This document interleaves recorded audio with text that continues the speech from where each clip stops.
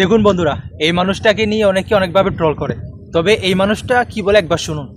বিনা চিকিৎসায় মানুষ মারা যায়, তা নিয়ে পার্লামেন্টে কোনো কথা হয় না। নদীতে বাদ দেওয়ার জন্য কথা নাই, খাল খনন নিয়ে ব্যস্ত। খাল খনন আমরাও চাই, কিন্তু নদীতে বাদ দিতে হবে আগে।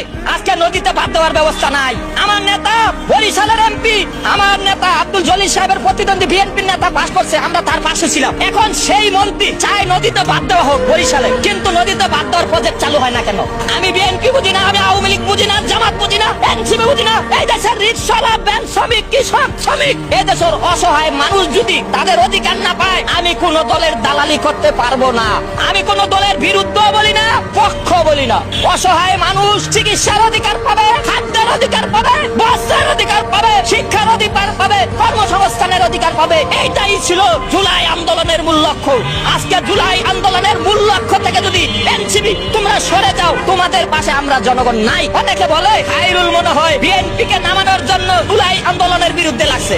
আরে ভাই, আমি জুলাই আন্দোলনের পক্ষে, কিন্তু তাদের লক্ষ্য ছিল চিকিৎসা পাইব, খাদ্য পাইব, বস্ত্র পাইব, বাসস্থান পাইব, নদীতে বাদ দিব, কর্মসংস্থান পাইব। এইটা আমাদের জুলাই আন্দোলনের লক্ষ্য ছিল। কিন্তু পার্লামেন্টে দাঁড়াইয়া কেউ এই কথা বলে না। আজকে জনতার পার্লামেন্ট, রাজপথে দাঁড়ায় আবার কেন আমরা রাজপথে নামতে হচ্ছে?